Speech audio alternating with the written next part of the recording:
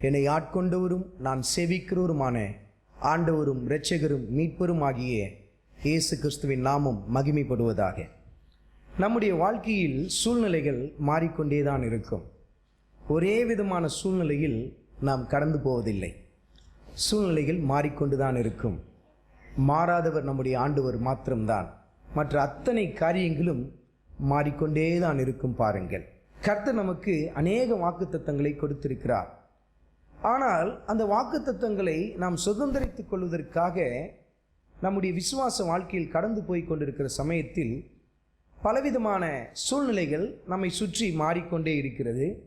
பலவிதமான பிரச்சனைகள் வழியாக நாம் கடந்து போகிறோம்.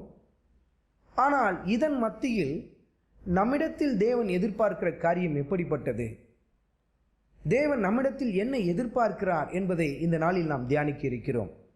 வாக்குத்தத்தங்களை பெற்றுக்கொண்டே கர்த்தருடைய பிள்ளைகள், அதை சுதந்திரித்துக் கொள்வதற்காக ஓடிக்கொண்டிருக்கிற கர்த்தருடைய பிள்ளைகளாகிய நாம் அநேக காரியங்களை கடந்து போகிறோம். ஆனால் அதன் மத்தியில் தேவன் நம்மிடத்தில் ஒரு மிக முக்கியமான ஒரு காரியத்தை எதிர்பார்க்கிறார். அது எப்படிப்பட்ட ஒரு காரியம்? 2 கொரிந்தியரின் புத்தகத்தில் 2வது அதிகாரத்தில் 14 மற்றும் 15வது வசனத்தை வாசியுங்கள். கிறிஸ்துவுக்குள் எப்பொழுதும் எங்களை வெற்றி சிறக்க பண்ணி, கிறிஸ்துவுக்குள் எங்களை எப்பொழுதும் வெற்றி சிறக்க பண்ணி, எல்லா இடங்களிலேயும் எங்களை கொண்டு அவரை அறிகிற அறிவின் வாசனையை வெளிப்படுத்துகிற தேவனுக்கு ஸ்தோத்திரம். எல்லா இடங்களிலும் எங்களை கொண்டு கர்த்தர் ஒரு காரியத்தை செய்கிறார். அது என்ன? அவரை அறிகிற அறிவின் வாசனை எங்கள் மூலமாய் புறப்பட்டு போகிறது. நாங்கள் ஓடிக்கொண்டே இருக்கிறோம். இந்த விசுவாச ஓட்டத்தில் சூழ்நிலைகள் மாறுகிறது, பலதரப்பட்ட பிரச்சனைகள் குறுக்கிடுகிறது, ஏற்ற இறக்கங்கள் ஒவ்வொரு இடமாய் கடந்து போய்கொண்டே இருக்கிறோம். ஒன்றை மாற்றி ஒன்று எங்களை சுற்றி வந்து கொண்டுதான் இருக்கிறது. ஆனால் இதன் மத்தியில் எங்கள் வாழ்க்கையில் ஒரு மகிமையான ஒரு காரியம் நடைபெறுகிறது. அது எப்படிப்பட்ட ஒரு காரியம்? எங்களை கொண்டு கிறிஸ்துவை அறிகிற அறிவின் வாசனையை வெளிப்படுத்துகிற தேவனுக்கு ஸ்தோத்திரம். தொடர்ந்து வாசியுங்கள். ரட்சிக்கப்படுகிறவர்களுக்குள்ளேயும் கெட்டு போகிறவர்களுக்குள்ளேயும் நாங்கள் தேவனுக்கு கிறிஸ்துவின் நற்கந்தகமாய் இருக்கிறோம். அப்படி என்றால் நம்மிலிருந்து தேவனுடைய நறுமணம் புறப்பட்டு போக வேண்டும். வாக்குத்தத்தம் கரங்களில் இருக்கிறது. அதை சுதந்திரித்துக் கொள்வதற்காக நாம் முன்னேறி போய்கொண்டிருக்கிறோம். தேவன் நமக்கென்று வைத்திருக்கிற ஒரு தரிசனம், அந்த தரிசனத்தை நோக்கி முன்னேறி கொண்டிருக்கிறோம். ஆனால் சூழ்நிலை மாறிக்கொண்டே இருக்கிறது. ஏற்ற இறக்கங்கள், பிரச்சனைகள், போராட்டங்கள் என்று சொல்லி பலதரப்பட்ட இடங்களை கடந்து போகிறோம். ஆனால் இதன் மத்தியில் நமக்குள் இருந்து வெளிப்பட வேண்டியது என்ன? கிறிஸ்துவை அறிகிற அறிவின் வாசனை. தெய்வ ஜனமே, இன்றைக்கு நீங்கள் கடந்து போகிற ஒவ்வொரு பாதையிலும் உங்களுக்குள் இருந்து கிறிஸ்துவை அறிகிற அறிவின் வாசனை கடந்து போய் கொண்டிருக்கிறதா, பரவி கொண்டிருக்கிறதா? சில பேரை நாம் பார்க்கிறோம் இல்லையா? அதிலும் விசேஷமாய் திருமண விழாக்களிலும் அல்லது ஏதாவது ஒரு இடத்தில் ஜனங்கள் கூடுகிற இடத்தில் நாம் பார்க்கும் பொழுது ஒரு சில பேர் அங்கு வருகிறார்கள் என்றாலே நாம் கண்டுபிடித்து விடலாம். தூரத்தில் வரும்பொழுது இங்கே நமக்கு என்ன அடிக்கும்? வாசனை அடிக்கும். அவ்வளோ தூரம் வாசனை திரவியத்தை என்ன பண்ணியிருப்பாங்க? மேலே போட்டிருப்பாங்க. அங்கே வராங்கன்னா இங்கே வரும், அப்படியே பார்த்துக்குங்க. அவ்வளவு தூரம் நமக்குள்ளிருந்து ஒரு நறுமணம் பரவி போக வேண்டும். அது எப்படிப்பட்ட நறுமணம்? கிறிஸ்துவை அறிகிற அறிவின் வாசனை. அந்த வாசனை புறப்பட்டு போக வேண்டும். ஜீவ வாசனையாய் அது புறப்பட்டு போக வேண்டும். இப்படிதான் பாருங்கள், அப்போஸ்தலனாகிய பவுலுக்குள் அந்த ஜீவ வாசனை புறப்பட்டு போனது. பாருங்கள், இந்த மனிதனுக்கு கர்த்தர் அநேக வாக்குத்தத்தங்களை கொடுத்திருந்தார். அதில் விசேஷமாய் ஒரு வாக்குத்தத்தத்தை கொடுத்தார். அந்த வாக்குத்தத்தத்தை அந்த தேவ மனிதன் பெற்றுக்கொண்டு அதற்கு நேராய் கடந்து போய் கொண்டிருக்கிறார். தேவன் அவருக்கென்று வைத்திருக்கிற அந்த தரிசனத்தை நோக்கி அவர் முன்னேறி கொண்டிருக்கிறார். சூழ்நிலைகள் ஒன்றை மாற்றி ஒன்று மாறிக்கொண்டே இருக்கிறது. பாதைகள் மாறிக்கொண்டே இருக்கிறது. பிரச்சனைகள் என்று சொல்லி அநேகம் சூழ்ந்து கொண்டிருக்கிறது. ஆனால் இந்த மனிதன் கடந்து போகிற எல்லா இடத்திலேயும் அந்த மனிதனுக்குள் இருந்து கிறிஸ்துவை அறிகிற அறிவின் வாசனை அப்படியே புறப்பட்டு போகிறது. பாருங்கள், கர்த்தர் பவுலுக்கு எத்தனையோ வாக்குத்தத்தங்களை தந்தார். அதில் ஒரு விசேஷித்த ஒரு வாக்குத்தத்தம் இருக்கிறது. கர்த்தர் பவுலுக்கு கொடுத்த அந்த வாக்குத்தத்தத்தை பாருங்கள். அப்போஸ்தலர் நடபடிகளின் புத்தகத்தில் 23வது அதிகாரத்தில் 11வது வசனத்தை வாசியுங்கள். அன்று ராத்திரியிலே கர்த்தர் பவுலின் அருகே நின்று பவுலே திடன்கொள், நீ என்னை குறித்து எருசலேமிலே சாட்சி கொடுத்தது போல ரோமாவிலும் சாட்சி கொடுக்க வேண்டும் என்றார். பவுலுக்கு எத்தனையோ வாக்குத்தத்தத்தை கர்த்தர் கொடுத்தார். அதில் மிக முக்கியமான ஒரு வாக்குத்தத்தம் அது என்ன? அது ஆச்சரியமான ஒரு காரியம். பவுலுக்கென்று கர்த்தர் ஒரு விசேஷித்த ஒரு தரிசனத்தை வைத்திருந்தார். தேவஜனமே, பவுலுக்கு மாத்திரமல்ல, உங்கள் ஒவ்வொருவரை குறித்தும் கர்த்தருக்கு ஒரு திட்டம் இருக்கிறது, ஒரு நோக்கம் இருக்கிறது. ஒவ்வொருவரை குறித்தும் கர்த்தர் ஒரு மகிமையான திட்டத்தை வகுத்து வைத்திருக்கிறார். நீங்களும் நானும் அதை தொடர்ந்து போய்கொண்டிருக்க வேண்டும். அதை பற்றி கொள்ளும்படி முன்னேறி போய்கொண்டிருக்க வேண்டும். பவுலும் தன்னுடைய வாழ்க்கையில் அப்படிதான் முன்னேறி போய்கொண்டே இருந்தார். ஆனால் முன்னேறி போய்கொண்டிருக்கும் பொழுது சூழ்நிலைகள் மாறிக்கொண்டே இருக்கிறது. சூழ்நிலைகள் மிக கடினமாய் மாறிக்கொண்டிருக்கிறது. ஆனால் இந்த மனிதனுக்குள் இருந்து புறப்பட்டு வந்த நறுமணமானது ஆச்சரியமான ஒரு நறுமணம். அது எப்படிப்பட்ட நறுமணம்? கிறிஸ்துவை அறிகிற அறிவின் வாசனை. எந்த இடத்திற்கு போனாலும் கிறிஸ்துவை பற்றிய நறுமணம் இந்த மனிதனுக்குள் இருந்து வீச ஆரம்பிக்கிறது.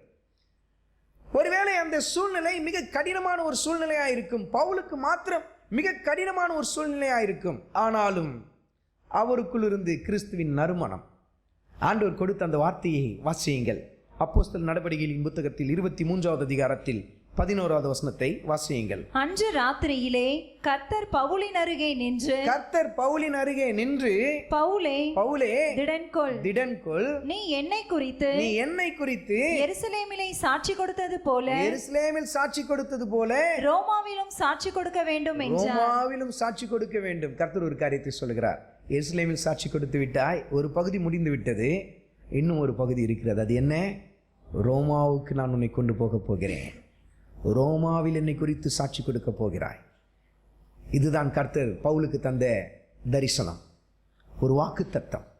திடன்கொள், தைரியமாயிரு, எருசலேமில் பேசிவிட்டாய், நான் உன்னை தூரமாய் ரோமாபுரிக்கு கொண்டு போக போகிறேன், புறஜாதிகள் இருக்கிற இடத்திற்கு கொண்டு போக போகிறேன், அந்த இடத்தில் நீ என்னை குறித்து சாட்சி கொடுக்க போகிறாய்.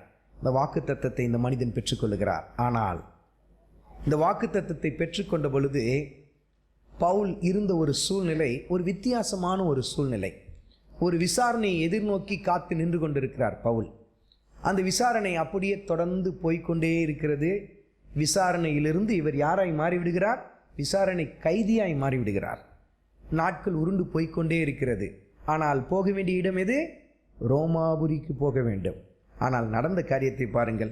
அப்போஸ்தலர் நடபடிகளின் புத்தகத்தில் 23வது அதிகாரத்தில் 23வது வசனத்தை வாசித்து பாருங்கள். அவர்கள் செசரியா பட்டணத்துக்கு போய் சேர்ந்தார்கள் என்பதை நீங்கள் பார்க்க முடியும். போக வேண்டியது எந்த இடம்? ரோமாபுரிக்கு. ஆனால் பவுல் போய் சேர்ந்த இடம் எது? அல்லது பவுல் கொண்டு போகப்பட்ட இடம் எது? செசரியாவுக்கு. கர்த்தருடைய வாக்குத்தத்தம் இப்படி இருக்க, ஆனால் என் வாழ்க்கையில் நடைபெறுகிற காரியங்கள் தலைகீழாய் இருக்கிறது ஐயா. பல சமயத்தில் தேவஜனங்கள் இப்படித்தானே தங்களுக்குள் போராடுகிறார்கள். கர்த்தர் எனக்கு இவ்வளவு அருமையான வாக்குத்தத்தங்களை கொடுத்திருக்க, ஏன் என் வாழ்க்கையில் இப்படி நடக்கிறது? ரோமாபுரிக்கு போக வேண்டும், ஆனால் நான் செசரியாவில் தள்ளப்பட்டிருக்கிறேன், செசரியாவுக்கு கொண்டு போகப்பட்டு விட்டேன். கர்த்தர் எனக்கு மகிமையான வாக்குத்தத்தத்தை கொடுத்திருக்கிறார் என்னை குறித்து, என் குடும்பத்தை குறித்து, ஆனால் நடைபெறுகிற காரியமோ வித்தியாசமா இருக்கிறது என்று சொல்லி தேவஜனமே இன்னைக்கு திகைத்து கர்த்தருடைய சமூகத்துக்கு வந்திருக்கிறீர்களா? வேதத்தை வாசிக்கும் பொழுதும் ஜெபிக்கும் பொழுதும் தேவ செய்திகளை கேட்கும் பொழுதும் கர்த்தருடைய ஆவியானவர் உங்களோடு கூட இடைப்படும் பொழுது அந்த வாக்குத்தத்தத்தை நீங்கள் உங்கள் இருதயத்தில் பதித்து வைத்துக் கொள்கிறீர்கள். வேதத்தை வாசிக்கும் பொழுது கர்த்தருடைய ஆவியானவர் உங்களோடு கூட இடைப்படும் பொழுது அந்த வாக்குத்தத்த வசனங்களை அடிக்கோடிட்டு அப்படியே மனப்பாடம் செய்து கொள்கிறீர்கள், அல்லது அவைகளை பத்திரப்படுத்தி வைக்கிறீர்கள். ஆனால் அவைகளை உற்று பார்க்கும் பொழுது ஆண்டவருடைய வாக்குத்தத்தம் இப்படி சொல்லப்பட்டிருக்க, ஆனால் என் வாழ்க்கையில் ஏன் இப்படி நடைபெறுகிறது என்று சொல்லி பல முறை உங்களுக்குள் சந்தேகங்கள் எழும்புகிறது இல்லையா? பவுலுடைய வாழ்க்கையிலும் கர்த்தர் சொன்னார், எருசலேமில் நீ என்னை குறித்து சாட்சி கொடுத்தது போல ரோமாவிலும் நீ சாட்சி கொடுக்க வேண்டும். ஆனால் பவுல் சென்றது எந்த இடம்? செசரியாவுக்கு. சூழ்நிலைகள் மாறும், நம்முடைய சூழ்நிலைகள் மாறிக்கொண்டே இருக்கும். ஆனால் நமக்கு வாக்கு பண்ணின ஆண்டவர் நம்முடைய சூழ்நிலைகளை பார்த்து தன்னுடைய வாக்குத்தத்தங்களை மாற்றுவதில்லை. வேத வாக்கியங்கள் என்ன சொல்லுகிறது? 2 கொரிந்தியரின் புத்தகத்தில் 1வது அதிகாரத்தில் 20வது வசனத்தை வாசித்து பாருங்கள். எங்களாலே தேவனுக்கு மகிமை உண்டாகும்படி தேவனுடைய வாக்குத்தத்தங்கள் எல்லாம் இயேசு கிறிஸ்துவுக்குள் ஆம் என்றும் ஆமேன் என்றும் இருக்கிறது. ஆம் என்று சொன்ன கர்த்தர் ஆமேன் என்று தான் சொல்லுகிறாரே தவிர சூழ்நிலை மாறிவிட்டது முடியாது என்று சொல்லவில்லை. ஆனால் சூழ்நிலையை வழியாக நாம் கடந்து ஓடும் பொழுது நம்மிடத்தில் அவர் எதிர்பார்க்கிற காரியம் என்ன? போகிற இடமெல்லாம் என்ன மனம் பரவ வேண்டும்? கிறிஸ்துவை அறிகிற நறுமணம், வாசனை அப்படியே பரவி போய்கொண்டே இருக்க வேண்டும். ரோமாபுரிக்கு போவேன் என்று சொன்னார், ஆனால் நான் செசரியாவில் இருக்கிறேன் என்று சொல்லி பவுல் அந்த இடத்தில் போய் முடங்கி விடவில்லை. அந்த இடத்திலும் கிறிஸ்துவின் நறுமணம் பரவ ஆரம்பிக்கிறது. அந்த இடத்திலும் அப்படியே கர்த்தரை அறிகிற அறிவு மற்றவர்களுக்கு கடந்து போக ஆரம்பிக்கிறது. பாருங்கள், வாக்குத்தத்தம் இப்படி சொல்லியிருக்கு, ஏனையா இப்படி நடக்கிறது என்று சொல்லி முடங்கி போய்விடவில்லை பவுல். தேவஜனமே, இன்றைக்கு உங்கள் வாழ்க்கையில் கர்த்தர் கொடுத்திருக்கிற வாக்குத்தத்தங்கள், ஆனால் உங்கள் வாழ்க்கையில் நடந்து கொண்டிருக்கிற காரியங்கள், அவைகளை பார்க்கும்போது உங்கள் கைகள் தளர்ந்து போய்விடும், முழங்கால்கள் தள்ளாடி கொண்டிருக்கும். ஆனால் அப்போஸ்தலனாகிய பவுலுடைய வாழ்க்கையை சற்று கவனித்து பாருங்கள். எந்த இடத்திற்கு போனாலும் கிறிஸ்துவின் நறுமணம் பரவி செல்லுகிறது பாருங்கள்.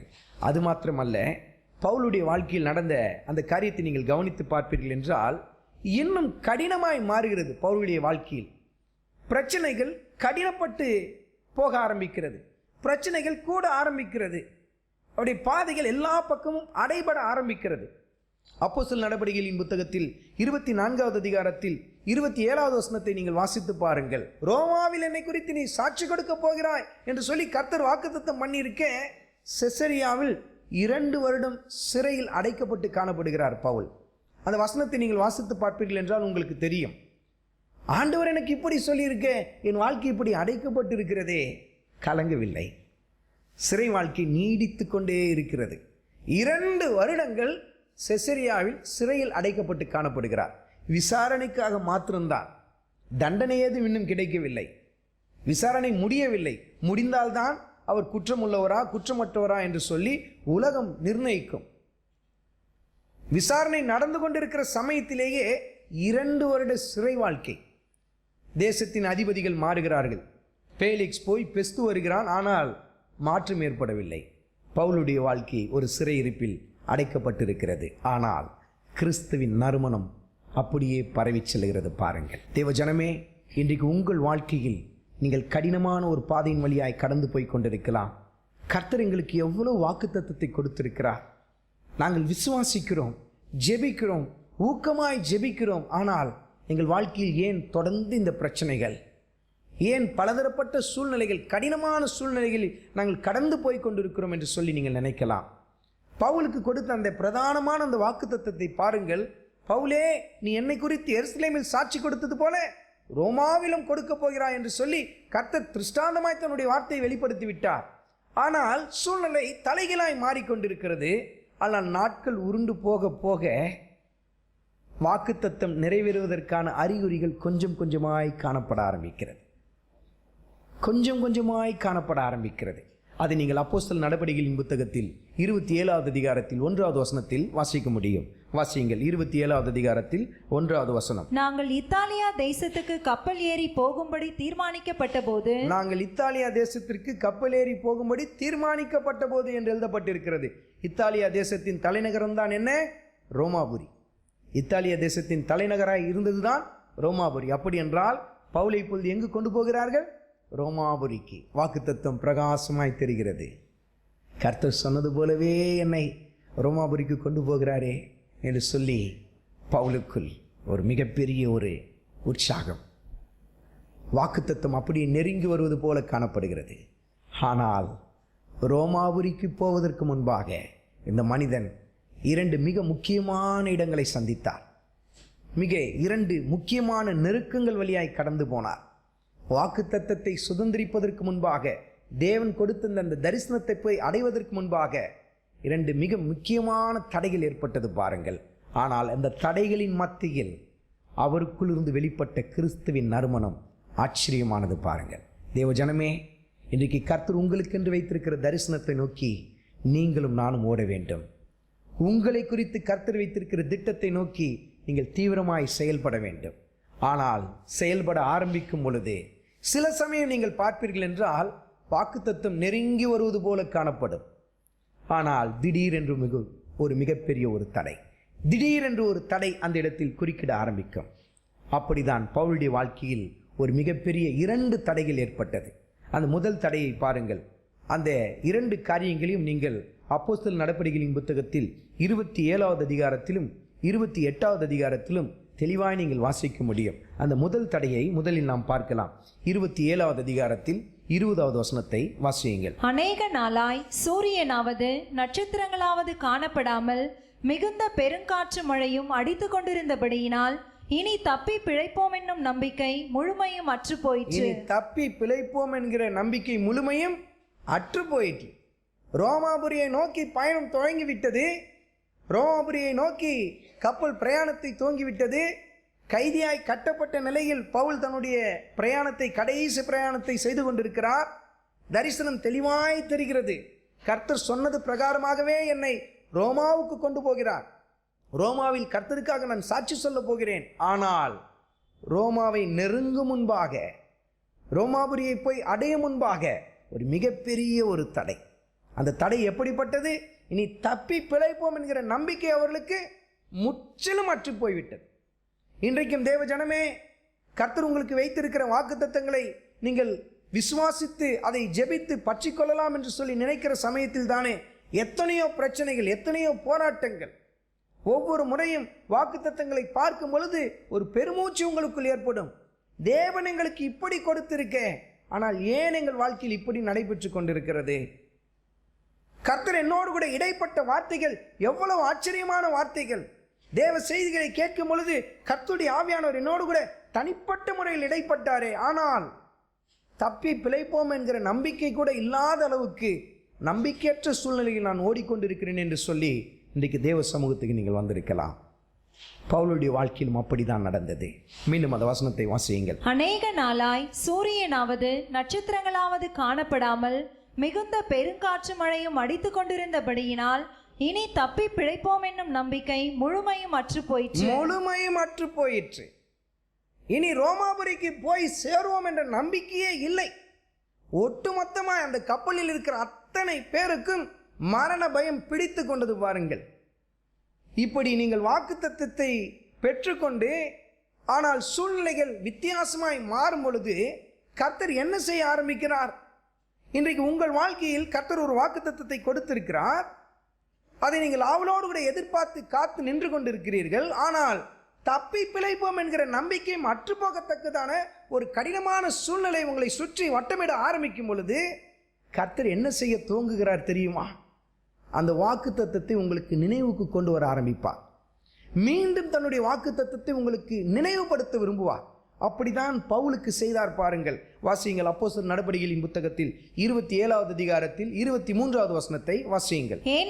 ஏனென்றால் என்னை ஆட்கொண்டவரும் நான் சேவிக்கிறவருமான தேவனுடைய தூதனானவன் இந்த ராத்திரியிலே என்னிடத்தில் வந்து நின்று பவுலே பயப்படாதே, நீ ராயனுக்கு முன்பாக நிற்க வேண்டும். ராயனுக்கு முன்பாக நிற்க வேண்டும். ராயனுக்கு முன்பாக என்றால் என்ன? ரோமாபுரியை தலைநகராய் கொண்டு ஆட்சி செய்து கொண்டிருக்கிற அகஸ்து ராயனுக்கு முன்பாக நீ நிற்க வேண்டும். அப்படி என்றால் நீ ரோமாவில் என்னை குறித்து சாட்சி சொல்ல போகிறாய். மீண்டும் வாக்குத்தத்தத்தை கர்த்தர் நினைவுபடுத்துகிறார். இன்றைக்கு உங்கள் வாழ்க்கையிலும் அப்படிதான் நினைவுபடுத்துகிறார். தேவ ஜனமே, நம்முடைய வாழ்க்கையிலும் இப்படிதான் கர்த்தர் குறுக்கிட்டு கொண்டே இருப்பார். தப்பி பிழைப்போம் என்ற நம்பிக்கை கூட இல்லாத ஒரு கடினமான சூழ்நிலையில் நாம் போய்கொண்டிருப்போம். அப்படி அமர்ந்த மெல்லிய சத்தம் நம்மோடு கூட இடைப்பட ஆரம்பிக்கும். வேதத்தை எடுத்து வாசிக்கும் பொழுது அந்த வார்த்தை நம்மோடு கூட இடைப்பட ஆரம்பிக்கும். தேவ தூதுகள் நம்முடைய உள்ளத்தை வந்து அப்படியே அசைக்க ஆரம்பிக்கும். அப்படிதான் பவுலுக்குள் கர்த்தர் ஒரு மகிமையான ஒரு தரிசனத்தை காட்டுகிறார். பவுலே, திடன்கொள், பயப்படாதே, நீ ராயனுக்கு முன்பாக நிற்க வேண்டும். ராயனுக்கு முன்பாக நான் கொண்டு போய் நிறுத்துவேன். சூழ்நிலை நீ தப்பி பிழைப்பாய் என்ற நம்பிக்கை கூட இல்லாத அளவுக்கு கடினமான ஒரு சூழ்நிலையாக இருக்கலாம். ஆனால் அன்றைக்கு நான் சொன்னதுதான். அன்றைக்கு ஆம் என்று சொன்னேன். இன்றைக்கும் நான் என்ன சொல்லுகிறேன்? ஆமேன் என்று தான் சொல்லுகிறேன். தேவஜனமே, கர்த்தருடைய வாக்குத்தத்தத்தை நீங்கள் வாங்கும் பொழுது, ஒருவேளை ஒரு அருமையான சூழ்நிலையின் பொழுது கர்த்தருடைய வாக்குத்தத்தத்தை நீங்கள் பெற்றிருக்கலாம். ஆனால் நாட்கள் போக போக பவுலுடைய வாழ்க்கையில் சிறையிருப்பு கூடிக்கொண்டே வந்தது போல உங்கள் வாழ்க்கையிலும் சிறையிருப்புகள் கூடிக்கொண்டே இருந்து கொண்டிருக்கலாம். ஆனால் உங்களுக்கு வாக்குத்தத்தத்தை கொடுத்த ஆண்டவர் மாறாதவராயிருக்கிறார். மாறாத ஆண்டவருடைய வாயிலிருந்து புறப்பட்டு வந்த வார்த்தைகள் மீண்டும் கர்த்தர் நினைவுபடுத்துகிறார் பவுலுக்கு. பவுலே, பயப்படாதே, நீ ராயனுக்கு முன்பாக நிற்க வேண்டும். இன்றைக்கு கர்த்தருடைய ஆவியானவர் உங்களுக்கு நினைவுபடுத்துகிறார். அதே வாக்குத்தத்தத்தை மீண்டும் சொல்லி நினைவுபடுத்துகிறார். ஒருவேளை நீங்கள் நினைக்கலாம், தப்பி பிழைக்க முடியாது, இனி இந்த வாக்குத்தத்தம் நிறைவேறுவதற்கான சாத்தியக்கூறுகள் என் வாழ்க்கையிலே இல்லை, இருண்டு போய்விட்டது, இதுதான் என்னுடைய முடிவு என்று சொல்லி நீங்கள் நினைத்து கொண்டிருக்கலாம். ஆனால் கர்த்தருடைய ஆவியானவர் மீண்டும் தட்டி எழுப்பி சொல்லுகிறார், இல்லை, நான் சொன்னதுதான் என்று சொல்லுகிறார். ஆனால் இதில் மிகப்பெரிய ஒரு வித்தியாசம் இருக்கிறது. எப்படி பவுலுடைய வாழ்க்கையில் கர்த்தர் குறுக்கிட்டாரோ அதே போல நம்முடைய வாழ்க்கையிலும் குறுக்கிட்டு கொண்டிருக்கிறார். ஆனால் பவுலுடைய வாயிலிருந்து புறப்பட்டு வந்த அதே பிரதியுத்திரம் இன்றைக்கு தேவஜனங்கள் வாயிலிருந்து புறப்பட்டு வருகிறதா என்று கவனித்து பார்த்தால் அதுதான் வேதனையாய் இருக்கும். பாருங்கள், மீண்டும் மீண்டும் குறுக்கிடுகிற ஆண்டவர் எல்லாருடைய வாழ்க்கையிலும் குறுக்கிடுகிறார். தேவஜனங்கள் வாழ்க்கையில் மீண்டும் மீண்டும் ஆண்டவர் குறுக்கிட்டு தன்னுடைய வாக்குத்தத்தங்களை நினைவுபடுத்துகிறார். ஆனால் ஒரு சில பேர் மாத்திரம்தான் தேவன் எதிர்பார்க்கிற பதிலை சொல்ல ஆரம்பிக்கிறார்கள். அல்லது அவர்களுக்குள் இருந்துதான், ஒரு சில பேருக்குள் இருந்துதான் கிறிஸ்துவை அறிகிற அறிவின் நறுமணம் புறப்பட்டு செல்ல ஆரம்பிக்கிறது. ஆனால் ஒரு சில பேர் நினைப்பூட்டப்பட்டாலும் மீண்டும் கர்த்தரவளுக்கு நினைவுக்கு கொண்டு வந்தாலும் சோர்ந்து போய், கைகள் தளர்ந்து போய், முழங்கால்கள் பலனிழந்து போய், கூனி குறுகி போய்விட ஆரம்பிக்கிறார்கள். ஆனால் பவுல் சொன்னதை பாருங்கள். அப்போஸ்தலர் நடபடிகளின் புத்தகத்தில் 27வது அதிகாரத்தில் 25வது வசனத்தை வாசியுங்கள். ஆனபடியினால் மனுஷரே திடமனதாயிருங்கள், எனக்கு சொல்லப்பட்ட பிரகாரமாகவே நடக்கும் என்று தேவனிடத்தில் நம்பிக்கையாயிருக்கிறேன். கர்த்தருடைய வார்த்தை குறுக்கிட்டு அப்படி சென்றவுடன் உடனே இந்த மனிதன் சொன்ன வார்த்தையை பாருங்கள். எனக்கு கர்த்தர் என்ன சொன்னாரோ அது நிச்சயமாய் நடக்கும். சூழ்நிலை மாறிவிட்டது. எல்லா இடமும் இருள் சூழ்ந்து கொண்டிருக்கிறது, உண்மைதான். தப்பி பிழைப்பதற்கான சாத்தியக்கூறுகள் இல்லை. ஆனால் வாக்குத்தத்தத்தை நான் விசுவாசிக்கிறேன், எனக்கு வார்த்தையை சொன்னவரை நான் விசுவாசிக்கிறேன் என்று சொல்லி என்ன அருமையாய் சொல்லுகிறார் பாருங்கள். மீண்டும் அந்த வசனத்தை வாசியுங்கள். ஆனபடியினால் மனுஷரே திடமனதாயிருங்கள், எனக்கு சொல்லப்பட்ட பிரகாரமாகவே நடக்கும் என்று தேவனிடத்தில் நம்பிக்கையா இருக்கிறேன். என் நம்பிக்கை யார் மேல இல்லை? என் சூழ்நிலை மேல இல்லை. சூழ்நிலை மேல என் கண்களை நான் வைப்பதற்கு சூழ்நிலையை சார்ந்து ஓடுகிற மனிதன் அல்ல. நான் யாரை சார்ந்து கொண்டவன்? கர்த்தரை சார்ந்து கொண்டவன். தேவஜனமே, இன்னைக்கு கர்த்தருடைய ஆவியானவர் மீண்டும் உங்களுக்கு தன்னுடைய வார்த்தையை நினைப்பூட்டும் பொழுது உங்கள் வாயிலிருந்து இப்படிப்பட்ட பிரதியுத்தரங்கள் புறப்பட்டு வருகிறதா? அல்லது என்ன ஆண்டவர் சொல்லி என்ன பிரயோஜனம், எங்கே நடக்க போது என் வாழ்க்கையில் சொல்லிட்டு தான் இருக்கிறாரு, ஒன்றும் மாறின மாதிரி தெரியல, அவிசுவாசமாய் பேசி கொண்டிருக்கிறீர்களா? பவுலுடைய வாயிலிருந்து புறப்பட்டு வந்த வார்த்தை பாருங்கள், அது ஆச்சரியமான ஒரு வார்த்தை. எப்படி இந்த ஆச்சரியமான ஒரு வார்த்தையை அந்த மனிதன் சொன்னார்? வாசியுங்கள். 27வது அதிகாரத்தில் 23வது வசனத்தை வாசியுங்கள். ஏனென்றால் என்னை ஆட்கொண்டவரும் நான் சேவிக்கிறவருமான பவுலுக்கு தேவனோடு இருந்த அந்த ஐக்கியத்தை பாருங்கள். அப்போஸ்தலனாகிய பவுலுக்கும் தேவனுக்கும் இருந்த அந்த ஆச்சரியமான ஐக்கியத்தை பாருங்கள். என்னை ஆட்கொண்டவரும் நான் சேவிக்கிறவருமானவர். அந்த மனிதன் அதை உணர்ந்து பேசுகிறார். என்னை ஆட்கொண்டவர், என்னை முற்றிலுமாய் ஆட்கொண்டு என்னை நடத்துகிற ஆண்டவர், நான் சேவிக்கிற ஒரு மாணவர் என்று சொல்லி தேவனிடத்தில் அவருக்கு இருக்கிற அந்த ஐக்கியத்தின் வெளிப்பாட்டை சொல்லுகிறார். அந்த ஐக்கியத்தின் ஆழத்தை சொல்லுகிறார் பாருங்கள். அதை உணர்ந்து கொள்ளுகிறார். நான் சேவிக்கிற ஆண்டவர் எப்படிப்பட்டவர், அவர் எவ்வளவு ஆச்சரியமானவர் என்பதை இந்த மனிதன் தன்னுடைய வாழ்க்கையில் ருசித்து கொண்டிருக்கிறார் பாருங்கள். ஒவ்வொரு நாளும் கர்த்தரோடு கூட நடக்க இந்த மனிதனுக்கு அந்த ஆச்சரியமான அன்பு தெரிய ஆரம்பிக்கிறது. என்னை ஆட்கொண்டவர், நான் சேவிக்கிறவர், அவர் எப்படிப்பட்டவர், அதுதான் பவுல் நிருபங்களில் எழுதும் பொழுது ஆச்சரியப்பட்டு எழுதுவார் பாருங்கள். 2 தீமோத்தேயுவின் புத்தகத்தில் 1வது அதிகாரத்தில் 12வது வசனத்தை வாசியுங்கள். அதே நிமித்தம் நான் இந்த பாடுகளையும் அனுபவிக்கிறேன், ஆயினும் நான் வெட்கப்படுகிறதில்லை. ஏனென்றால் நான் விசுவாசித்திருக்கிறவர் இன்னார் என்று அறிவேன். அதனால தான் பவுல் சொல்லுகிறார், என்னை ஆட்கொண்டவர், நான் சேவிக்கிறவர், அவர் இன்னார் என்று நான் அறிந்திருக்கிறேன். தேவஜனமே, கிறிஸ்துவை நீங்கள் அறிந்தது உண்டா? கிறிஸ்துவை எந்த அளவுக்கு நீங்கள் அறிந்திருக்கிறீர்கள்? கிறிஸ்துவை எந்த அளவுக்கு நீங்கள் புரிந்து கொண்டிருக்கிறீர்கள்? சூழ்நிலை மாறும் பொழுது அவரும் மாறிவிடுகிறவர் என்று நினைக்கிறீர்களா? தப்பி பிழைப்போம் என்ற நம்பிக்கையற்ற ஒரு சூழ்நிலை வந்தவுடன் என்னால் முடியாது என்று சொல்லி பின்வாங்கி போய்விடுகிற ஆண்டவர் என்று நீங்கள் நினைத்து கொண்டிருக்கிறீர்களா? அல்லது உங்களுக்கு வாக்குத்தத்தத்தை கொடுத்த பொழுது உங்களுக்கு ஏதோ பொய் சொல்லி உங்களை நம்ப வைத்து உங்களை ஓட தூண்டினவர் என்று நீங்கள் நினைத்து கொண்டிருக்கிறீர்களா? இல்லை. என்னை ஆட்கொண்டவரும் நான் சேவிக்கிறவருமானவர், நான் விசுவாசித்திருக்கிறவர் இன்னார் என்று நான் அறிந்திருக்கிறேன். என்ன ஆச்சரியமான ஒரு ஐக்கியம் பாருங்கள் இந்த மனிதனுக்கு. கர்த்தருடைய அந்த தொடுதலை பெற்றுக்கொண்டவுடன் கிறிஸ்துவின் அன்புக்குள்ள இந்த மனிதன் நெருங்கி வர ஆரம்பிக்கிறார். கிறிஸ்துவை கொஞ்சம் கொஞ்சமாய் புரிந்து கொள்ள ஆரம்பிக்கிறார். அத்தனை பேருக்கு முன்பாக சொல்லுகிறார், கிறிஸ்துவை அறியாத ஜனங்கள், காரிருள் மூழ்கி கொண்டிருக்கிறது, அவர்களை மூடிக்கொண்டிருக்கிறது, மரண பயம் அவர்களை கவ்விக்கொண்டிருக்கிறது. அவர்கள் மத்தியில் சொல்லுகிறார், என்னை ஆட்கொண்டவர், நான் சேவிக்கிறவர் என்று சொல்லி தைரியமாய் சொல்லுகிறார். பாருங்க, பிரச்சனை மாறின பிற்பாடு இந்த விசுவாச வார்த்தையை சொல்லவில்லை, பிரச்சனைகள் மத்தியில் நின்று கொண்டு சொல்லுகிறார். இருள் சூழ்ந்து கொண்டிருக்கிற சமயத்தில் சொல்லுகிறார், எனக்கு சொல்லப்பட்ட பிரகாரமாகவே நடக்கும் என்று தேவனிடத்தில் விசுவாசமாயிருக்கிறேன். தேவஜனமே, இன்றைக்கு உங்கள் பிரச்சனையின் மத்தியில் இப்படி நீங்கள் விசுவாசத்தை அறிக்கையிடுகிறீர்களா? பவுலுடைய வாயிலிருந்து எவ்வளவு அருமையாய் விசுவாசம் புறப்பட்டு வந்தது பாருங்கள். மீண்டும் வாசியுங்கள். 2 தீமோத்தேயுவின் புத்தகத்தில் 1வது அதிகாரத்தில் 12வது வசனத்தை வாசியுங்கள். அதே நிமித்தம் நான் இந்த பாடுகளையும் அனுபவிக்கிறேன், ஆயினும் நான் வெட்கப்படுகிறதில்லை. ஏனென்றால் நான் விசுவாசித்திருக்கிறவர் இன்னார் என்று அறிவேன். நான் விசுவாசித்திருக்கிற ஆண்டவர் யார் என்று எனக்கு தெரியும். இயேசு கிறிஸ்துவை புரிந்து கொண்டது உண்டா நீங்கள்? தேவஜனமே, கிறிஸ்துடைய ரகசியத்தை நீங்கள் புரிந்து கொண்டது உண்டா? உங்கள் சூழ்நிலைகள் மாறும் பொழுது அவரும் மாறிவிடுகிறவர் என்று நீங்கள் நினைக்கிறீர்களா? ஆனால் பவுலுடைய வாயிலிருந்து புறப்பட்டு வந்த வார்த்தையை பாருங்க, நான் விசுவாசித்திருக்கிறவர் இன்னார் என்பது எனக்கு தெரியும். என் ஆண்டவர் இயேசு கிறிஸ்து எப்படிப்பட்டவர் என்பது எனக்கு தெரியும். அதனால் தான் தைரியம் கொண்டு சொல்லுகிறார், என்னை ஆட்கொண்டவரும் நான் சேவிக்கிறவருமானவர்.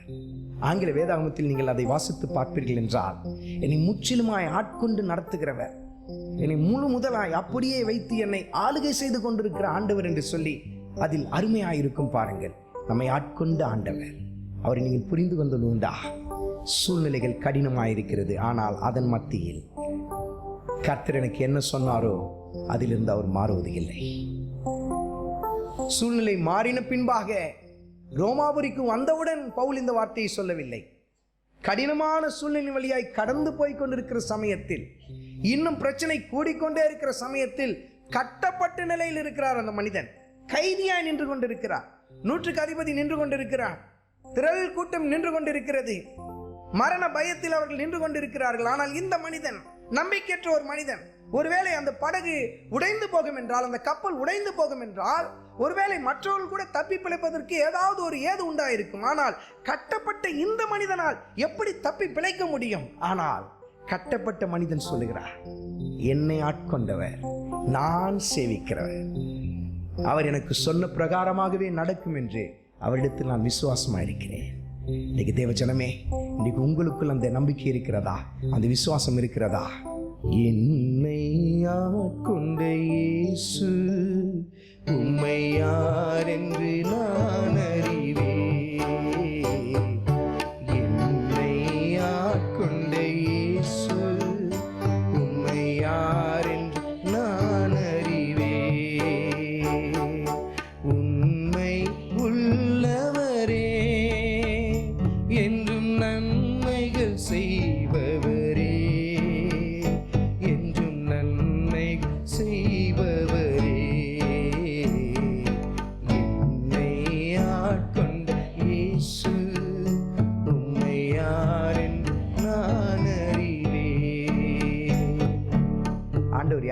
உங்களுக்கு தெரியுமா? என்னாகமத்தின் புத்தகத்தில் 23வது அதிகாரத்தில் 19வது வசனத்தை வாசித்து பாருங்கள். பொய் சொல்ல தேவன் ஒரு மனிதன் அல்ல, மனம் மாற அவர் மனுபுத்திரனும் அல்ல. அவர் சொல்லியும் செய்யாதிருப்பாரா? அவர் வசனித்தும் நிறைவேற்றாதிருப்பாரா? பொய் சொல்ல அவர் மனிதன் அல்ல, மனம் மாற அவர் மனுபுத்திரனும் அல்ல. அவர் சொல்லியும் செய்யாதிருப்பாரா? பவுலிடத்தில் வந்து அருமையான ஒரு தரிசனத்தை கொடுத்து சொல்லுகிறார், பவுலே, எருசலேமில் என்னை குறித்து சாட்சி கொடுத்தது போல ரோமாவிலும் சாட்சி கொடுக்க வேண்டும். சூழ்நிலை மாறிவிட்டதே, ஆனால் அதே ஆண்டவர் தன்னுடைய தூதனை அனுப்பி சொல்லுகிறார், திடன் கொள் பவுலே, ராயனுக்கு முன்பாக நீ நிற்க வேண்டும். ரோமாபுரியில் நான் உன்னை யாருக்கு முன்பாக கொண்டு போய் நிறுத்தப் போகிறேன்? ஆளுகை செய்து கொண்டிருக்கிற அகஸ்து ராயனுக்கு முன்பாக நிறுத்தப் போகிறேன். அங்கு நீ என்னை குறித்து சாட்சி கொடுக்க போகிறாய். சூழ்நிலை மாறினவுடன் பின்வாங்கி போகிற ஆண்டவர் அல்ல. என்னால் முடியாது, நான் தவறுதலாய் சொல்லிவிட்டேன், இனி உனக்கு வாக்கு தத்தத்தை என்னால் நிறைவேற்ற முடியாது என்று சொல்லி திரும்ப பெற்றுக்கொள்ளுகிற ஆண்டவர் அல்ல. எங்களால் தேவனுக்கு மகிமை உண்டாகும்படி ஆண்டவருடைய வாக்கு தத்தங்கள் எல்லாம் கிறிஸ்துவுக்குள் ஆம் என்றும் ஆமேன் என்றும் இருக்கிறது. பாருங்கள், என்னை ஆட்கொண்ட இயேசு உம்மை யார் என்று நான் அறிவேன். என்னை ஆட்கொண்ட இயேசு உம்மை யார் என்று நான் அறிவேன்.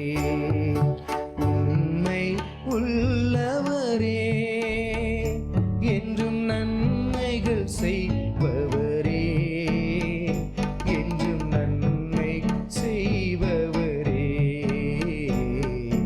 என்னை ஆட்கொண்ட இயேசு உம்மை யார் நான் அறிவேன். என்னை ஆட்கொண்ட இயேசு உம்மை யார் நான் அறிவேன். அத்தனை பேரின் மத்தியிலும் கிறிஸ்துவை அறிகிற அறிவின் வாசனை அப்படியே கடந்து போகிறது. பாருங்க தேவ ஜனமே, இதைதான் கர்த்தர் உங்களிடத்தில் என்னிடத்தில் எதிர்பார்க்கிறார். சூழ்நிலை மாறும், நம்மை சுற்றி நடைபெற்று கொண்டிருக்கிற காரியங்கள் ஒன்றன் பின் ஒன்றாய் மாறிக்கொண்டே இருக்கும். கடினமானவை இன்னும் கடினமாய் மாறிக்கொண்டிருக்கும், கரடு முரடானவைகள் இன்னும் கரடு முரடாய் மாறிக்கொண்டிருக்கும், கோணலானவை இன்னும் கோணலாய் மாறிக்கொண்டிருக்கும். ஆனால் உங்களுக்குள் இருந்தும் எனக்குள் இருந்தும் கிறிஸ்துவின் நறுமணம் அப்படியே பரவி செல்ல வேண்டும். பாருங்கள், அப்படிதான் பவுலுக்குள் இருந்து பரவி சென்றது. இன்னும் ரோமாபுரியை போய் அடையவில்லை, இன்னும் அதே கப்பலில் தான் பிரயாணம் செய்து கொண்டிருக்கிறார். காற்றின் போக்கிலே கொண்டு போகப்பட்டு கொண்டிருக்கிற கப்பல் தான், ஆனால் விசுவாச வார்த்தைகள் புறப்பட்டு வருகிறது. கிறிஸ்துவின் நறுமணம் அப்படியே பரவி செல்லுகிறது. கப்பலில் இருந்த அத்தனை பேரும் கிறிஸ்துக்குரியவர்களாக மாற்றப்படுகிறார்கள். பாருங்க, இதுதான் கர்த்தர் எதிர்பார்க்கிறார் நம்மிடத்தில். இன்னும் ஒரு காரியம், ரோமாபுரியை அடைவதற்கு முன்பாக இன்னும் ஒரு மிகப்பெரிய ஒரு தடை பவுலுடைய வாழ்க்கையில் ஏற்பட்டது. அது 28வது அதிகாரத்தில் எழுதப்பட்டிருக்கிறது. இது மிக வித்தியாசமான ஒரு தடை. சில சமயத்தில் நாம் கடந்து போகிற பாதை எதுவென்றே நமக்கு தெரியாது, புரியாத ஒரு புதிராக இருக்கும். அதை சுதாரித்துக் கொள்வதற்கு நமக்கு ஒரு சில காலங்கள் பிடிக்க ஆரம்பிக்கும். எப்படிப்பட்ட பாதையில் நான் நடந்து போகிறேன் அதுவே நமக்கு தெரியாது. பாருங்கள், அப்படிப்பட்ட ஒரு சூழ்நிலை தான் இரண்டாவதாக ஏற்பட்ட ஒரு சூழ்நிலை. வாசியுங்கள் 28வது அதிகாரத்தில் 1வது வசனம். நாங்கள் தப்பி கரை சேர்ந்த பின்பு அந்த தீவின் பேர் மெலித்தா என்று அறிந்தோம். நாங்கள் தப்பி கரை சேர்ந்த பின்புதான் அவர்களுக்கு தெரிகிறது. தப்பி உயிர் தப்பி அந்த கரை சேர்ந்த பின்பாகத்தான் நாம் ஒரு தீவில் விழுந்திருக்கிறோம். அந்த தீவின் பேர் என்ன? மெலித்தா. ஒரு சில காலங்கள் கடந்த பின்பாகத்தான், ஒரு சில மணி நேரங்கள் கழித்து தான் தெரிகிறது நம்முடைய சூழ்நிலை எப்படிப்பட்டது, எந்த இடத்தில் நாம் சிக்கிக் கொண்டிருக்கிறோம், எப்படிப்பட்ட காரியம் என்பது புரிய ஆரம்பிக்கிறது. தேவஜனமே, சில சமயத்தில் இப்படிப்பட்ட ஒரு கடினமான ஒரு சூழ்நிலை நம்முடைய வாழ்க்கையில் குறிக்கிறது அல்லவா? எப்படிப்பட்ட சூழ்நிலை என்பதை நமக்கு விளங்காமல் இருக்கும். அதை சுதாரித்துக் கொள்வதற்கு நமக்கு ஒரு சில நாட்கள் பிடிக்க ஆரம்பிக்கும். அப்படிப்பட்ட ஒரு கடினமான ஒரு சூழ்நிலை, ஒரு புதிய இடம் மெலித்தா என்ற தீவில் அவர்கள் விழுந்து கிடக்கிறார்கள்.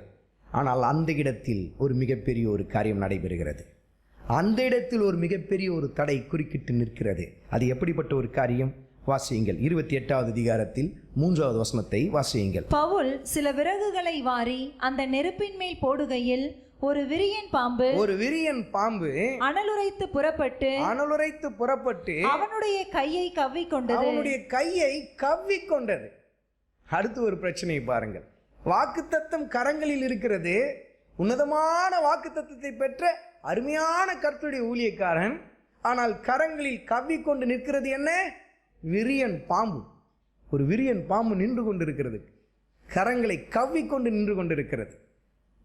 நெடுந்தூர ஒரு பயணம். செசரியாவிலிருந்து ரோமாபுரிக்கு போய் கொண்டிருக்கிறார்கள். வேதாகமத்தின் கடைசி பக்கங்களில் நீங்கள் கொடுக்கப்பட்டுள்ள வரைபடங்களை சற்று எடுத்து பாருங்கள்.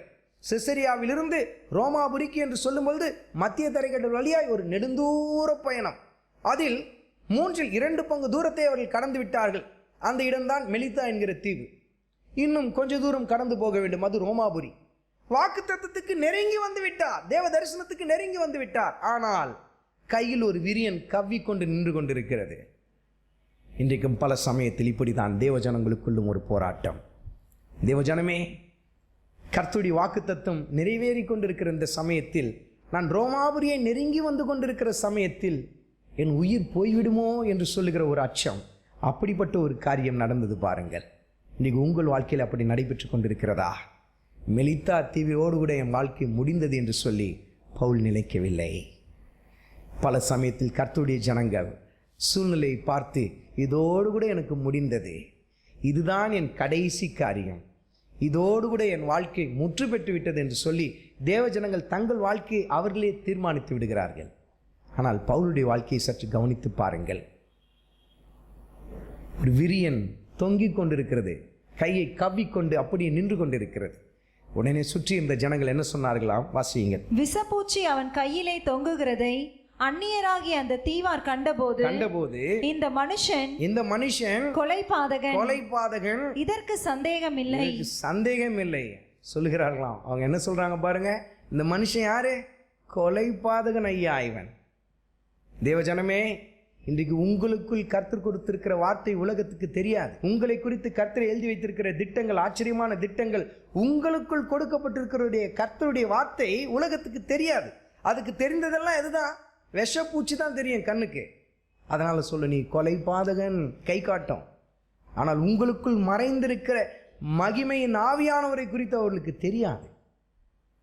உலகம் அதை தெரியாததினால் உங்களை தூஷித்துக் கொண்டிருக்கிறது. அப்படிதான் தூஷித்தது. மெய்யாகவே இவன் யார்? கொலைபாதகன். தொடர்ந்து வாசியுங்கள். இதற்கு சந்தேகம் இல்லை. இவன் சமுத்திரத்துக்கு தப்பி வந்தும் பழியானது இவனை பிழைக்க ஒட்டவில்லை என்று தங்களுக்குள்ளே சொல்லிக் கொண்டார்களாம். அவர்களே ஒரு தீர்ப்பை எழுதி விடுகிறார்கள் பாருங்க. இன்றைக்கு நீங்கள் கடினமான ஒரு பாதையின் வழியாய் கடந்து போகும்பொழுது உலகம் உங்களை பார்த்து பரியாசம் செய்யும். ஏதோ ஒரு பழி பாவம் இவனை தொடர்ந்து வந்து கொண்டிருக்கிறது என்று சொல்லி உங்களை கை காட்டும் உலகம். உங்களுக்குள் மறைந்திருக்கிற தேவனுடைய வார்த்தை அவர்களுக்கு தெரியாது பாருங்கள். ஆனால் இன்றைக்கு தேவ ஜனங்கள் செய்கிற காரியம் என்ன? உலக ஜனங்கள் சொல்லுகிற வார்த்தைகள் எல்லாம் தங்கள் உள்ளத்தில் காதுகளில் ஏற்றுக்கொண்டு சோர்ந்து போய்விடுவார்கள். இன்றைக்கு கர்த்தருடைய பிள்ளைகள் எத்தனை பேர் பாருங்கள், மற்றவர்கள் சொல்லுகிற சொல்லின் நிமித்தம் மனம் பாதிக்கப்பட்டு கூனி குறுகி போய் செயலற்று போய் நின்று விடுகிறார்கள் பாருங்கள். ஆனால் வேத வாக்கியத்தில் நாம் வாசித்தோம், கிறிஸ்துவுக்குள் எங்களை வெற்றி சிறக்க பண்ணி எங்களை கொண்டு அவரை அறிகிற அறிவின் வாசனையை எல்லா இடங்களிலும் வீச செய்கிற ஆண்டவர். எல்லா இடங்களிலும் வீச செய்கிற ஆண்டவர் பாருங்க. பவுலுக்குள் இருந்த அந்த நறுமணம் பரவினது பாருங்கள். மெலித்தா தீவில் அப்படியே பரவி போனது. அதற்கு காரணம் என்ன? உலகம் தன்னை குறித்து என்ன சொல்லுகிறது என்பது பவுலுக்கு முக்கியமில்லை. கர்த்தர் என்னை குறித்து என்ன சொல்லுகிறார், அதுதான் எனக்கு முக்கியம். ஆனால் இன்றைக்கு தேவ ஜனங்கள் செய்கிற காரியம் என்ன? உலகம் ஏதாவது ஒரு காரியத்தை சொல்ல அதற்கு ஏற்ற பதிலை அவர்கள் சொல்லிக் கொண்டிருப்பார்கள். இப்படியே பலருடைய வாழ்க்கை போகிறது. உலகம் ஒன்றை சொல்ல இவர்கள் அதற்கு பதில், மீண்டும் உலகம் ஒன்று சொல்ல இவர்கள் அதற்கு ஏற்ற ஒரு பதில். தரிசனம் மங்கி போய்விடுகிறது. ஆனால் பவுல் செய்த காரியத்தை பாருங்கள். தொடர்ந்து வாசியுங்கள். அவன் அந்த பூச்சியை தீயிலே உதறி போட்டு ஒரு தீங்கும் அடையாதிருந்தான். உலகம் 1000 காரியத்தை பேசுகிறது. ஆனால் பவுல் செய்த காரியத்தை பாருங்கள். அந்த பூச்சியை, விஷப்பூச்சியை, விரியனை நெருப்பில் அப்படியே உதறி தள்ளிவிட்டு ஒரு தீங்கும் காணாமல் நின்று கொண்டிருக்கிறார். தேவ ஜனமே, இன்றைக்கு உங்கள் கரங்களில் கர்த்தர் மகிமையான வாக்குத்தத்தத்தை தந்திருக்கிறார். ஆனால் உங்கள் கரங்களை ஒரு சில விரியன்கள் கவ்வி கொண்டிருக்கிறது. நீங்கள் எதை உதறி போட்டு கொண்டிருக்கிறீர்கள்? வாக்குத்தத்தத்தை உதறி அக்கினியில் போட்டு கொண்டிருக்கிறீர்களா, அல்லது விரியனை உதறி போட்டு கொண்டிருக்கிறீர்களா? பவுலுடைய வாழ்க்கையை சற்று கவனித்து பாருங்கள். ஐயோ ஆண்டவரே, ரோமாபுரிக்கு போவேன் என்று சொன்னீரே, ஆனால் விரியன் என்னை தீண்டி விட்டதே, நான் என்ன செய்வேன் ஆண்டவர் என்று சொல்லி பதறி போகவில்லை. அந்த இடத்துல என்னை ஆட்கொண்டவரும் நான் சேவிக்கிறவருமானவர், நான் விசுவாசித்திருக்கிறவர் இன்னார் என்று எனக்கு தெரியும், அவர் சொன்னதை செய்து முடிக்கிறவர்.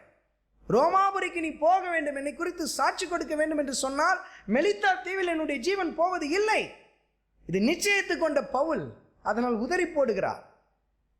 வீக்கமும் காணவில்லை, எந்தவித பிரச்சனையும் ஏற்படவில்லை, சாதாரணமாய் நின்று கொண்டிருக்கிறார். உடனே உலகம் வேறு காரியத்தை பேசுகிறது. என்னவென்று பேசுகிறது பாருங்கள், தொடர்ந்து வாசியுங்கள். அவனுக்கு வீக்கம் கண்டு அல்லது அவன் சடிதியாய் விழுந்து சாவான் என்று அவர்கள் பார்த்து கொண்டிருக்கிறார். உலகம் பார்த்து கொண்டிருக்கோம். நீ சடிதியா சாகணும், வீக்க கண்டு கீழே விழுவணும்னு உலகம் பார்த்து கொண்டிருக்கோம். உலகத்தின் மீது கண்ணை வைக்காதீங்க. ஐயோ ஆண்டவரே, எனக்கு விரோதமாக வன்கண்ணுடையவர்கள் இருக்கிறார்களே, அதெல்லாம் முக்கியம் இல்லை. பார்த்து கொண்டே இருக்கிறது உலகம். ஆனால் நீங்கள் வாக்குத்தத்தத்தை பாருங்கள், கர்த்தருடைய வார்த்தையை பாருங்கள், உங்களை ஆட்கொண்டவரை பாருங்கள், நீங்கள் சேவிக்கிறவர் இன்னார் என்ற ரகசியத்தை புரிந்து கொள்ள ஆரம்பியுங்கள். உடனே உலகம் வேறு விதமாய் பேச ஆரம்பித்தது பாருங்கள். தொடர்ந்து வாசியுங்கள். நெடுநேரமாய் பார்த்து கொண்டிருந்தும் ஒரு சேதமும் அவனுக்கு வராததை கண்டபோது வேறு சிந்தையாகி இவன் தேவன் என்று சொல்லிக் கொண்டார்கள். உலகம் இப்படிதான் பேசும். கொலை பாதகன் என்று சொன்ன வாய்கள் தான் இப்ப என்ன சொல்லுகிறது? தேவன். உலகத்துக்கு ஏற்றது போல உங்க வாழ்க்கை என்ன பண்ணாதீங்க, அசைந்து கொடுத்து கொண்டு இருக்காதீங்க. கொலை பாதகன் சொன்ன உடனே, உனக்கு தெரியுமாயா இந்த கப்பல்ல இருந்து தப்பிச்சு வந்த அத்தனை பேரை என்னால தான் வந்தான், உனக்கு தெரியுமா? உங்களுக்காக வழக்காடாதீங்க. அந்த இடத்துல பவுல் நினைத்திருந்தா வழக்காடி இருக்கலாம். விஷப்பூச்சி தொங்கி கொண்டு இருக்கும் போதே வழக்காடி இருக்கலாம். உங்களுக்கு தெரியுமா, என்ன போய் கொலை பாதகன்னு சொல்லிட்டீங்களே, இந்த அத்தனை பேரை கேட்டுப்பாரு, சொல்லுவான், சாட்சி சொல்லுவான். இதெல்லாம் சொல்லல, விஷப்பூச்சியை உதறி போட்டாரு. கிறிஸ்துவின் நறுமணம் பரவி போனவுடன் அவன் என்னவென்று சொல்லிவிட்டான்? தேவனாக்கும். உலகம் இப்படி தான் பேசும். ஆனால் தேவ ஜனங்கள் இங்கு கவனமாக இருக்க வேண்டும். உலகம் உங்களை தூஷிக்கும் பொழுது அதை காது கொடுத்து கேட்டால் அது உங்களுக்கு சோர்வை கொண்டு வரும். கிறிஸ்துவுக்கென்று நீங்கள் கிரியை செய்ய முடியாதபடிக்கு நீங்கள் சோர்ந்து போய் விடுவீர்கள். அதே சமயத்தில் உலகம் உங்களை புகழ்ந்து பேசும்பொழுதும் அதை குறித்து நோக்கம் கொள்ளாதீர்கள். உலகம் உங்களை புகழ்ந்து பேசும்பொழுதும் அதை கவனித்து கேட்காதீர்கள். அது உங்களுக்கு பெருமையை கொண்டு வர ஆரம்பிக்கும். பவுல் 2 காரியத்திற்கும் தன் காதுகளை அடைத்து கொண்டு விட்டார். அவர் கேட்கிற சத்தமெல்லாம் ஒன்றே ஒன்றுதான், என்னை ஆட்கொண்டு வரும் நான் சேவிக்கிறவருமானவர். அவருடைய வார்த்தை மாத்திரம் தான் அந்த மனிதனுடைய கண்களுக்கு முன்பாக நிற்கிறது. அதை நோக்கி அப்படியே ஓடிக்கொண்டிருக்கிறார் பாருங்கள். அத்தனை பேரும் விழுந்த இடத்தில் இந்த மனிதன் எழும்பி நின்று கர்த்தருடைய நறுமணத்தை பரவச் செய்கிறார் பாருங்கள். மெலித்தா தீவே ரட்சிக்கப்படுகிறது பாருங்கள். மெலித்தா தீவிலும் ஒரு ஊழியம் பாருங்கள். புலம்பவில்லை, ஏன் ஆண்டவரே ரோமாபுரிக்கு கொண்டு போவேன் என்று சொல்லிவிட்டு மெலித்தா தீவில் என்னை தள்ளிவிட்டீரே, இல்லை. உடனே அவருக்கு தெரிகிறது, மெலித்தா தீவில் கர்த்தருக்காக நான் செய்ய வேண்டிய ஒரு ஊழியம் இருக்கிறது ஐயா, அதை நான் செய்து முடித்து விட்டு நான் எங்கு போகிறேன்? ரோமாபுரிக்கு போகிறேன். இன்னைக்கு உங்கள் சூழ்நிலை மாறும் பொழுது ஒரு காரியத்தை புரிந்து கொள்ளுங்கள். ஒரு வித்தியாசமான சூழ்நிலைக்கு கர்த்தர் உங்களை கொண்டு போகிறார் என்றால் அந்த இடத்தில் நீங்கள் விசுவாசிக்க கற்றுக்கொள்ளுங்கள். உங்களுக்குள் இருந்து கிறிஸ்துவின் நறுமணம் புறப்பட்டு செல்ல வேண்டும் என்று சொல்லி கர்த்தர் ஒரு திட்டத்தை வைத்திருக்கிறார். ஐயோ ஆண்டவரே, ஏன் ஆண்டவரே இப்படி என்று சொல்லி புலம்புவதற்காக அல்ல. மெலித்தா தீவிலும் ஒரு வல்லமையான ஒரு ஊழியம் பாருங்கள். வசனத்தை குறித்து கொண்டு வாசித்து பாருங்கள். 28வது அதிகாரத்தில் 7 மற்றும் 8வது வசனங்களை வாசித்து பாருங்கள். அந்த இடத்திலும் பவுல் மூலமாய் கர்த்தர் மகிமையான காரியங்களை செய்கிறார். மெலித்தா தீவு முழுவதும் ரட்சிக்கப்படுகிறது பாருங்கள். புதைபொருள் ஆராய்ச்சியாளர்கள் மெலித்தா தீவை ஆராய்ச்சி செய்தார்கள். அவர்கள் ஆச்சரியமான ஒரு காரியம் அங்கு கண்டெடுத்தார்கள். மெலித்தா தீவை புதைபொருள் ஆராய்ச்சியாளர்கள் ஆராய்ச்சி செய்த பொழுது பெரிய ஞானஸ்தான தொட்டியை கண்டுபிடித்தார்களாம் பாருங்க. எவ்வளவு ஆச்சரியம் பார்த்தீங்களா? ஞானஸ்தான கிண்ணத்தை கண்டுபிடிக்கல, தெளிப்பு ஞானஸ்தானம் கொடுக்கலாங்க. என்ன பண்ணியிருக்காங்க? பெரிய ஞானஸ்தான தொட்டியை கண்டு எடுத்திருக்கிறாங்க. அது காரணம் யாரு? நம்ம ஐயா பவுல் தான். அந்த இடத்துல விழுந்த இடத்திலும் கர்த்தருடைய நறுமணம் அப்படியே பரவி போகுது பார்த்தீங்களா? தேவ ஜனமே, நீங்கள் விழுந்து போவதற்காக அல்ல, உங்களுக்குள் இருந்து அவருடைய நறுமணம் பரவி போவதற்காக கர்த்தர் இப்படிப்பட்ட காரியங்களை அனுமதிக்கிறார் பாருங்கள். என் ஆச்சரியமான ஆண்டவர் எங்களை கொண்டு கிறிஸ்துவை அறிகிற அறிவின் வாசனையை வெளிப்படுத்துகிற தேவனுக்கு ஸ்தோத்திரம். எல்லா இடங்களிலும், அது எப்பேற்பட்ட இடமா இருக்கட்டும், ஒரு நெடுந்தூர பயணமாயிருக்கட்டும், காரிருள் சூழ்ந்த ஒரு காரியமாயிருக்கட்டும், மெலித்தா தீவில் கைவிடப்பட்ட நிலையில் இருந்தாலும் பரவாயில்லை, எங்கள் மூலமாய் கிறிஸ்துவின் நறுமணம் பரவி போகும். அப்படியே பரவி போனது பாருங்கள். அது மாத்திரமல்ல, கர்த்தர் சொன்னபடியே பவுலை எங்கு கொண்டு போய் நிறுத்தினார்? ரோமாவுக்கு கொண்டு போய் சேர்த்தார் பாருங்கள். அது நீங்கள் வேத வாக்கியங்களை வாசித்து பார்க்கும் பொழுது புரிந்து கொள்ளலாம். மெய்யாகவே கர்த்தர் அந்த மனிதனுக்கு சொன்ன வார்த்தை அப்படியே நிறைவேறினது பாருங்கள். பிலிப்பியர் நிருபத்தில் 4வது அதிகாரத்தில் 22வது வசனத்தை வாசியுங்கள். கர்த்தர் பவுலுக்கு சொன்ன பிரகாரமாகவே ரோமாவுக்கு கொண்டு போய் சேர்த்தார். அந்த இடத்தில் அவர் சாட்சி கொடுக்கிறார். 4வது அதிகாரத்தில் 22வது வசனத்தை வாசியுங்கள். பரிசுத்தவான்கள் அனைவரும் விசேஷமாக ராயனுடைய அரண்மனையில் உள்ளவர்களும் உங்களுக்கு வாழ்த்துதல் சொல்லுகிறார்கள். பரிசுத்தவான்கள் அனைவரும் என்று சொல்லிவிட்டு அதில் யாரை இணைத்துக் கொள்கிறார்? ராயனுடைய அரண்மனையில் இருக்கிறவர்கள், ராயனுக்கு ஊழியம் செய்து கொண்டிருக்கிறவர்கள் இப்பொழுது யாராய் மாறிவிட்டார்கள்? பரிசுத்தவான்களாய் மாறிவிட்டார்கள். காரணம் என்ன? பவுலே, நீ என்னை குறித்து எருசலேமில் சாட்சி கொடுத்தது போல ரோமாவிலும் கொடுக்க வேண்டும். சாட்சி கொடுத்தார் அந்த மனிதன். ராயனுடைய அரண்மனை அசைக்கப்படுகிறது. ராயனுடைய அரண்மனையில் இருக்கிறவர்கள் கிறிஸ்துவின் நறுமணத்தை புரிந்து கொள்ள ஆரம்பிக்கிறார்கள், ரட்சிக்கப்பட ஆரம்பிக்கிறார்கள். பாருங்க, என் ஆச்சரியமான ஒரு ஓட்டம் இந்த பவுலுடைய ஓட்டம். கர்த்தருடைய வாக்குத்தத்தத்தை கரங்களில் பெற்றுக்கொண்டிருந்த பொழுது ஏற்பட்ட ஒரு சூழ்நிலை, அதை சுதந்திரித்துக் கொள்வதற்காக முன்னேறி போன பொழுது ஏற்பட்ட ஒரு சூழ்நிலை, எப்பேற்பட்ட சூழ்நிலை ஏற்பட்டாலும் சரி, எனக்குள் இருந்து கிறிஸ்துவை அறிகிற அறிவின் நறுமணம் புறப்பட்டு செல்லும், அந்த வாசனை புறப்பட்டு செல்லும் என்று சொல்லி இந்த மனிதன் போகிற இடமெல்லாம் கர்த்தருடைய நறுமணத்தை அப்படியே பரவச் செய்தார். பாருங்கள் தேவஜனமே, இன்றைக்கு நீங்கள் பலதரப்பட்ட சூழ்நிலை கடந்து போய் கொண்டிருக்கலாம். வாக்குத்தத்தத்தை பார்த்து நீங்கள் சந்தேக கண்ணோடு கூட பார்த்து கொண்டிருக்கலாம், சந்தேகப்பட்டு கொண்டிருக்கலாம். ஆனால் கர்த்தர் உங்களிடத்தில் எதிர்பார்க்கிற காரியம் என்ன? மீண்டும் வாசியுங்கள். 2 கொரிந்தியரின் புத்தகத்தில் 2வது அதிகாரத்தில் 14 மற்றும் 15வது வசனத்தை வாசியுங்கள். கிறிஸ்துவுக்குள் எப்பொழுதும் எங்களை வெற்றி சிறக்க பண்ணி எல்லா இடங்களிலேயும் எங்களை கொண்டு அவரை அறிகிற அறிவின் வாசனையை வெளிப்படுத்துகிற தேவனுக்கு ஸ்தோத்திரம். எல்லா இடங்களிலும், எப்பொழுதும், எல்லா இடங்களிலும் எங்களை என்ன செய்கிறார்? வெற்றி சிறக்க பண்ணுகிற ஆண்டவர். நறுமணம் பரவி செல்லட்டும் தேவஜனமே. நீங்கள் நெருக்கப்பட கிறிஸ்துவின் நறுமணம் உங்களுக்குள் இருந்து பரவி செல்லட்டும். உங்களுக்கு வாக்கு பண்ணின ஆண்டவர் பொய்யுரையாத ஆண்டவர். அவர் பொய் சொல்ல மனிதன் அல்ல, மனம் மாற மனுபுத்திரனும் அல்ல. அவர் வசனித்தும் நிறைவேற்றாதிருப்பாரா? தேவனுடைய ஆவியானவர் உங்களோடு கூட இடைப்பட்டு கொண்டிருக்கிறார். கர்த்தருடைய வாக்கு தத்தங்கள் கிறிஸ்துவுக்குள் ஆம் என்றும் ஆமேன் என்றும் இருக்கிறது. பாருங்கள், வாக்கு தத்தங்களை விசுவாசியுங்கள், கர்த்தரை விசுவாசியுங்கள், உறுதியாய் பற்றிக்கொள்ளுங்கள், அவரை சார்ந்து கொள்ள பழகி கொள்ளுங்கள். இந்த விசுவாச வாழ்க்கையில் முற்று முடிய அவரை சார்ந்து கொள்ள கற்றுக்கொள்ளுங்கள். மெய்யாகவே பவுலுடைய ஆண்டவர் நம்முடைய ஆண்டவராயிருக்கிறார், இன்றைக்கு மாறாதவராயிருக்கிறார். பவுலை கைவிடாத ஆண்டவர் இன்றைக்கு மாறாத அதே கைவிடாத கர்த்தராய் நம்மோடு கூட இருந்து நம்மை ஆட்கொண்டு நடத்தி கொண்டிருக்கிறார். நீங்கள் விசுவாசித்திருக்கிறவர் இன்னார் என்ற ரகசியத்தை புரிந்து கொள்ளுங்கள்.